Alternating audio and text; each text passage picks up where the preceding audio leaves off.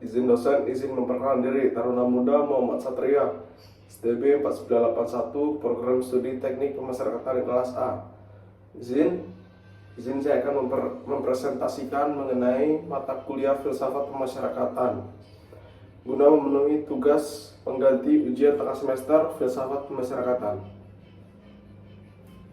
Baik, yang pertama adalah mengenai konsep pokok filsafat. Dimulai dari pengertian filsafat yang berasal dari dua kata, yaitu philo yang artinya cinta dan sophia yang artinya kebanggaan. Menurut pendapat para ahli, yang pertama Bertrand Russell, menjawab pertanyaan terakhir tidak secara dangkal tapi secara kritis. Menurut Eberling, pemikirannya bebas yang timbul dari pengalaman. Intinya adalah keinginan untuk memperoleh kebijaksanaan dengan berbagai usaha yang dilakukan sehingga mendapat hasil yang sesuai dengan harapan. Asal mula filsafat yaitu ketakjuban, ketidakpuasan, hasrat bertanya, keraguan. Inti dari asal mula filsafat adalah ingin mengetahui tentang kebenaran dan realitas yang ada. Sifat dari filsafat: berpikir secara rasional, diantaranya logis, sistematis, dan kritis. Berpikir secara radikal, mencari asas, memburu kebenaran, memperoleh kejelasan. Intinya hampir sama dengan asal mula filsafat, yaitu mencari suatu kebenaran agar kebenaran tersebut teruji validitasnya. Objek filsafat ada dua, material dan formal. Material sesuatu yang ada, baik konkret maupun abstrak, yaitu ilmu pengetahuan sendiri. Formal, penelitian yang mendalam, tidak hanya secara empiris tetapi secara logis. Metode penelitian filsafat yang pertama deduktif, induktif, dan dialektika yang bergerak di atas tesis, antitesis, dan sintesis. Peranan filsafat sebagai pendobrak, pembebas, dan pembimbing.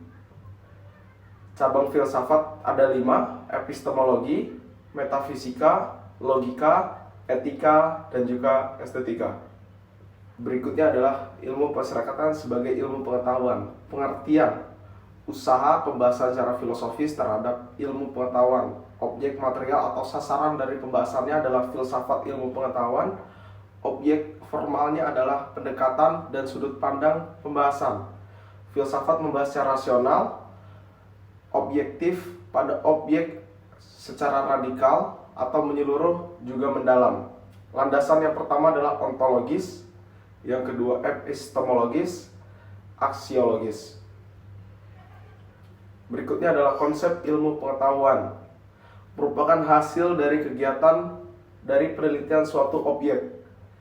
Kelompok pengetahuan ada 3. Yang pertama adalah ilmu pengetahuan sehari-hari, ilmiah, dan filosofis. Ilmu pengetahuan menghasilkan kebenaran yang menggunakan usaha kritis, logis, dan sistematis yang berguna dalam jangka panjang sebagai pembantu manusia dalam memecahkan masalah.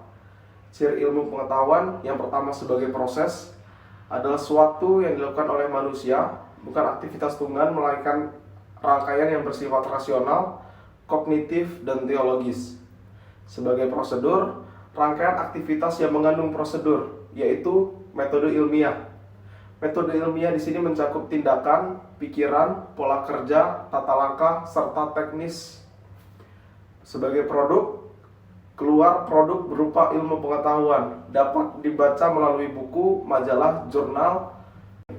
Objek kegiatan ilmiah terarah pada suatu yang menjadi bahan atau seluruh alam semesta dengan segala aktivitasnya yang dapat diamati setelah diukur. Tujuannya, manusia terdorong untuk mencari jawaban, memperoleh jawaban dalam penjelasan yang mendalam sebagai jawaban dari persoalan masalah. Sarana berpikir ilmiah, alat untuk membantu berpikir ilmiah berupa logika, bahasa, matematika, dan statistika. Jenis kebenaran yang pertama atas dasar sumber atau dari pengetahuan, atas dasar cara, atas dasar bidang atau lingkup kehidupan ruh. Yang keempat, atas dasar tingkat pengetahuan yang diharapkan atau diperoleh. Yang kelima, kebenaran korespondensi. Yang keenam, kebenaran koherensi. Yang ketujuh, kebenaran pragmatis. Yang kedelapan, kebenaran performatif. Yang berikutnya adalah sejarah penghukuman disahkan oleh negara untuk membatasi seseorang dari kemerdekaan, sumber daya, dan hidup terhadap orang yang bersalah dan melanggar hukum. Yang pertama sejarahnya adalah The Code of Hammurabi tahun 1780, yaitu doktrin lex talionis atau pembalasan, nyawa dibalas nyawa. Mosaic Code 16-13 sebelum Masehi, sama seperti Code of Hammurabi, nyawa dibalas nyawa. Berikutnya The Draco Law, hukuman penjara atau hukuman mati sesuai dengan pidana yang diberikan kepadanya. Yang keempat, The Law of 12 Sejarah Tables, digunakan untuk menghilangkan ketidakadilan putusan raja. Yang kelima, The Magna Carta di Inggris oleh Raja John. Warga tidak boleh melakukan pelanggaran dan membatasi power dari kerajaan. Bentuk-bentuk penghukuman yaitu pembalasan lex talionis, ganti rugi kepada korban. Lalu pada zaman VOC, pembayaran uang damai atau kerja paksa. Masa Dendels, dibakar hidup dan dipaksa kerja paksa. Masa pemerintah Belanda dengan menggunakan KUHP yaitu kurungan. Paradigma penghukuman, cara pandang yang fundamental dilandasi nilai tertentu yang berisikan teori, konsep asumsi, metodologi atau pendekatan lain yang digunakan untuk menanggapi suatu permasalahan. Paradigma penghukuman di sini berdasarkan sistem Pennsylvania, sistem Auburn, dan sistem nilai progresif. Seperti yang kita ketahui, menurut Kusnun, penjara adalah satu-satunya hal yang dihilangkan dalam penjara adalah kemerdekaan.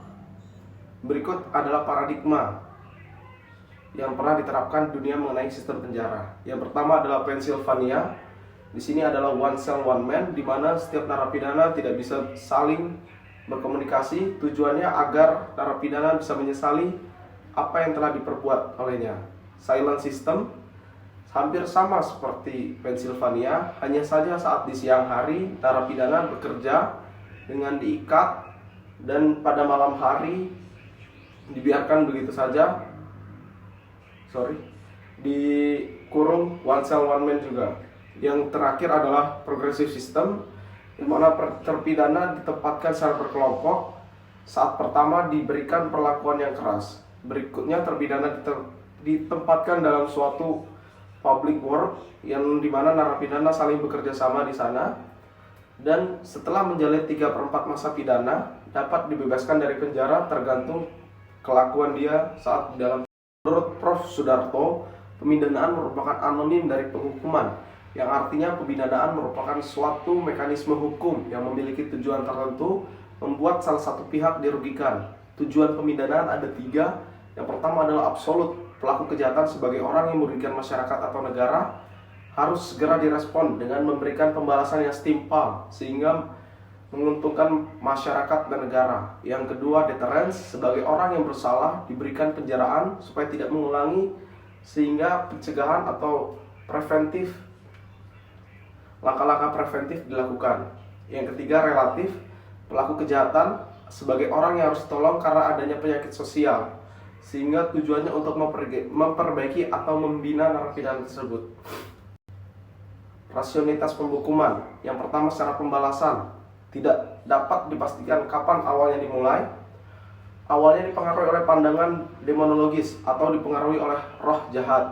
Penghukuman merupakan realisasi dari religius atau pemurnian. Bentuk utamanya adalah hukuman mati, tujuannya adalah balas dendam. Yang kedua adalah penjaraan, dimulai pada abad 18, dipengaruhi oleh pandangan hedonistik atau utilitarisme tentang manusia, sehingga penghukuman harus memberi manfaat. Bentuknya masih korporal. Yang ketiga adalah rehabilitasi, berkembangnya konsep penitentiary, dipengaruhi oleh pengaruh humanisme, perkembangan ilmu pengetahuan yang positifis yang membuat perlakuan korektif kepada suatu pelaku kejahatan. Yang keempat, bentuknya masih penghukuman pemenjaraan dan pembinaan. Dalam Undang-Undang Nomor 1 Tahun 2023 tentang hukum pidana, bagaimana pemasyarakatan berkembang dan menjadi acuan untuk menjalankan tugas dan fungsi pemasyarakatan, mengetahui bagaimana perkembangan hukuman yang ada, dasar-dasar dari ilmu pengetahuan, serta sejarah dan masalah yang dihadapi dalam dunia pemasyarakatan. Sekian presentasi dari saya. Kurang lebihnya saya mohon maaf.